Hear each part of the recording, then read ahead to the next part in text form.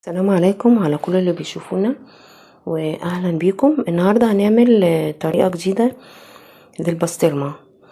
هي طريقه عراقيه بس احنا هنعملها بقى باللمسات المصريه يعني. ده ربع كيلو لحمه مفرومه.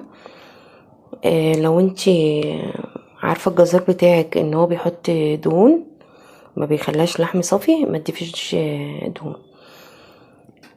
عارفه ان هي حمرا ما فيهاش دهون، هتحطي شويه سمين عليها، سمين اللحمه، وده كزبره ناشفه وفلفل اسود وبابريكا.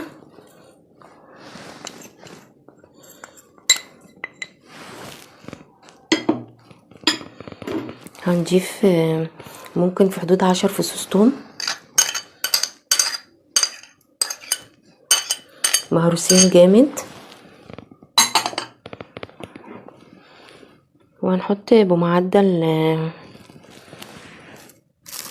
معلقه الا ربع او معلقه.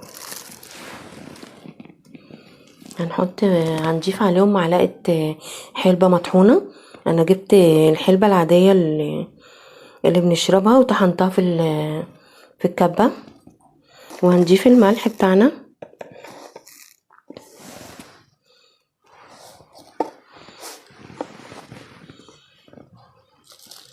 وهنبتدي نقلبهم مع بعض.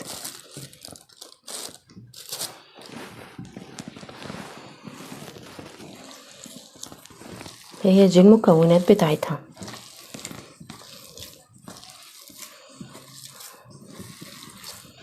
ممكن وانت بتشتري، لو انت يعني تشتري مستورد او بلدي مش فارقه.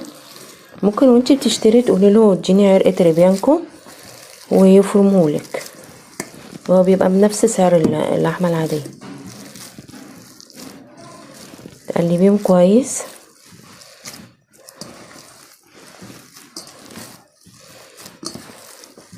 بحيث ان البهارات تدخل فيهم كلهم كده. انا عامله ربع كيلو بس النهارده عشان عندي في المفرزه، تبقى جميله في السحور. وبعدين انت يعني تفرزيها الصبح في الفريزر، تحط في الفريزر دلوقتي في اكياس، وممكن على بالليل كده ولا حاجه تحمري منها عادي، ما بتبقاش عايزه تاخد وقت زي البسطرمه العاديه بتاعتنا.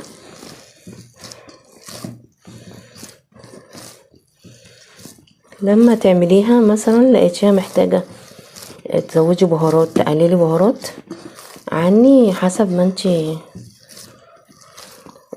تحبيها، يعني تعملي كميه البهارات اللي فيها. هي كده فعلا خلاص. هنبتدي نجيب كيس اللي هو كيس التلاجة،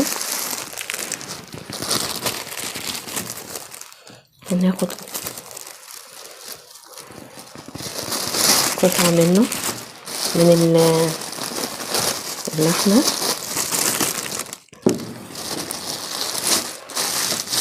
وهنبتدي نفردها نرققها على قد ما نقدر.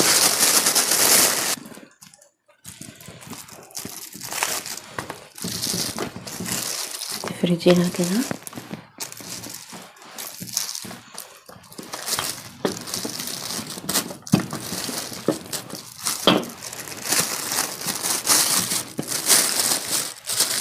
بقدر الامكان على قد ما تقدري تخليها رفيعه.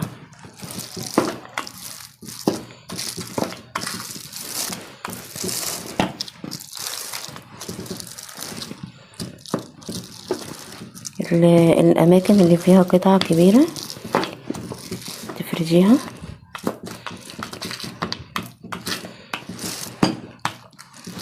بالشكل ده. طبعا اللي عايز يضاعف الكميه يضاعف.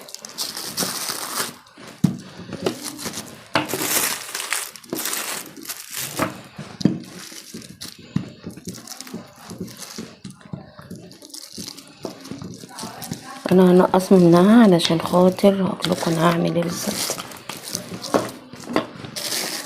احنا هنجيب الطبق اللي هنشيل فيه، هناخد المقاس بتاعه واشيل الزيادة.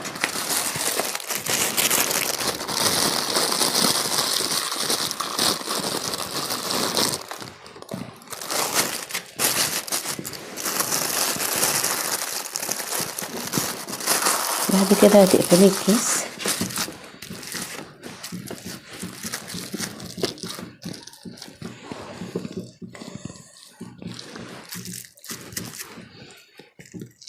هتقسميها بالطريقة اللي هقولك عليها.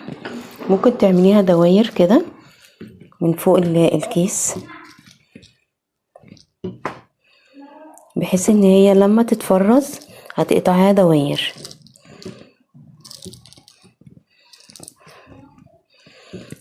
الكمية كلها تعمليها كده،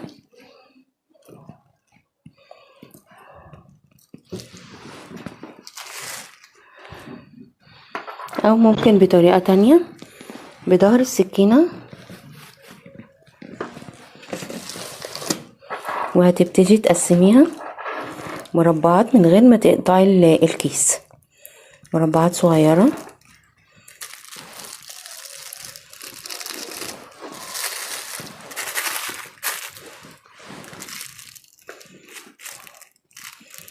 لما تيجي تستعمليها تاخدي الكمية تلاقيها متقطعة، اللي هي المربعات، نظام مربعات او دواير.